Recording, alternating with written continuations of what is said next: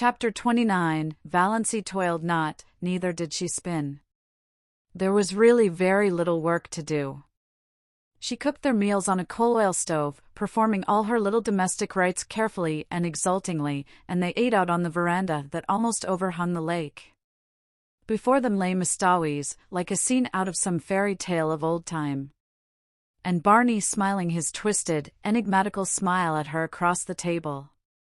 "What a view old Tom picked out when he built this shack," Barney would say exultantly.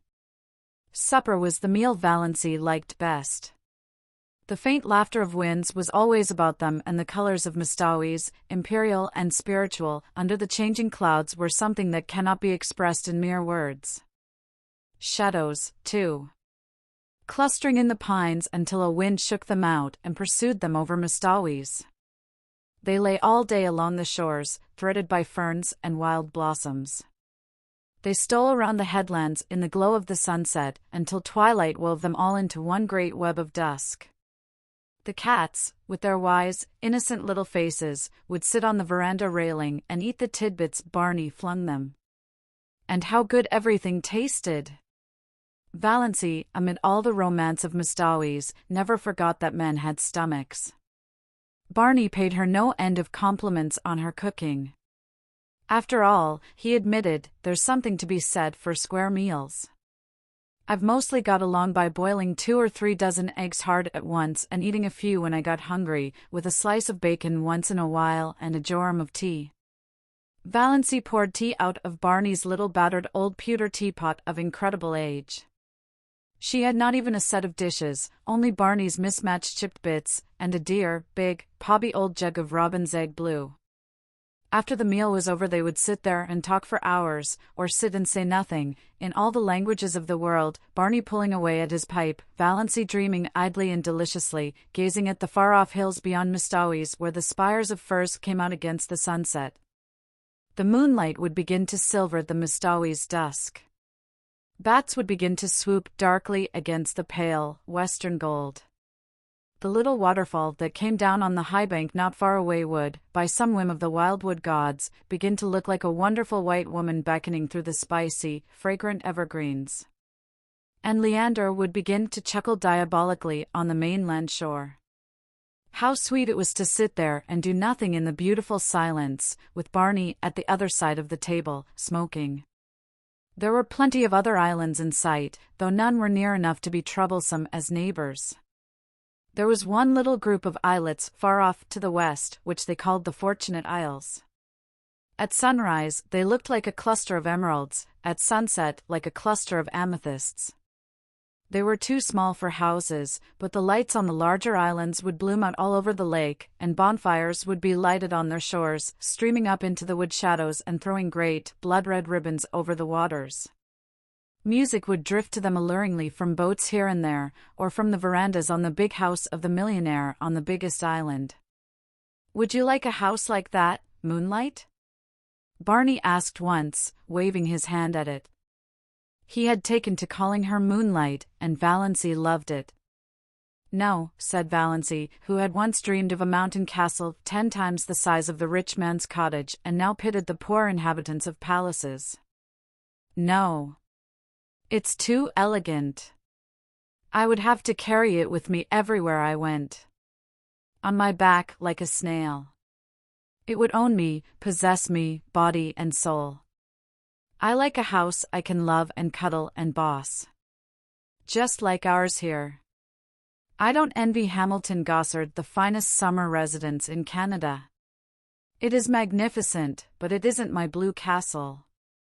Away down at the far end of the lake they got every night a glimpse of a big, continental train rushing through a clearing. Valancy liked to watch its lighted windows flash by and wonder who was on it and what hopes and fears it carried. She also amused herself by picturing Barney and herself going to the dances and dinners in the houses on the islands, but she did not want to go in reality. Once they did go to a masquerade dance in the pavilion at one of the hotels up the lake, and had a glorious evening, but slipped away in their canoe, before unmasking time, back to the Blue Castle. "It was lovely, but I don't want to go again," said Valancy. So many hours a day Barney shut himself up in Bluebeard's chamber. Valancy never saw the inside of it. From the smells that filtered through at times she concluded he must be conducting chemical experiments or counterfeiting money. Valancy supposed there must be smelly processes in making counterfeit money. But she did not trouble herself about it. She had no desire to peer into the locked chambers of Barney's house of life. His past and his future concerned her not. Only this rapturous present. Nothing else mattered. Once he went away and stayed away 2 days and nights.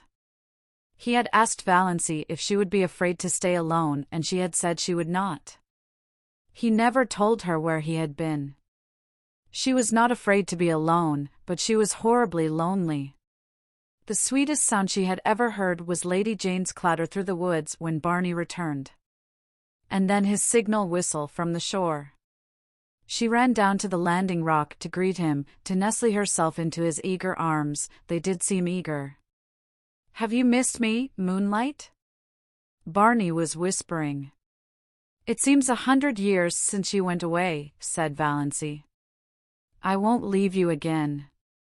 "You must," protested Valancy, "if you want to. I'd be miserable if I thought you wanted to go and didn't, because of me.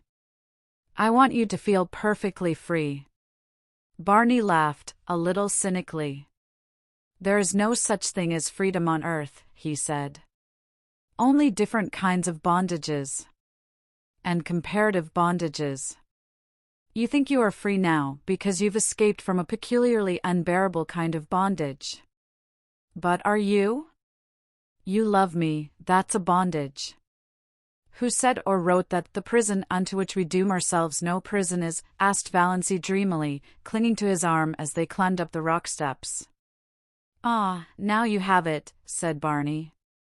"That's all the freedom we can hope for, the freedom to choose our prison." But, Moonlight, he stopped at the door of the Blue Castle and looked about him, at the glorious lake, the great, shadowy woods, the bonfires, the twinkling lights. "Moonlight, I'm glad to be home again. When I came down through the woods and saw my home lights, mine, gleaming out under the old pines, something I'd never seen before, oh, girl, I was glad, glad."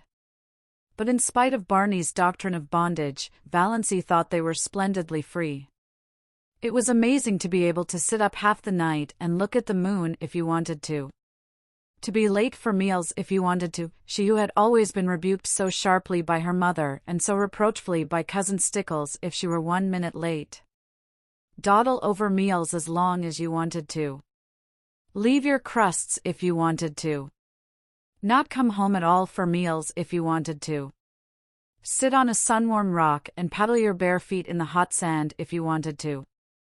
Just sit and do nothing in the beautiful silence if you wanted to. In short, do any fool thing you wanted to whenever the notion took you. If that wasn't freedom, what was?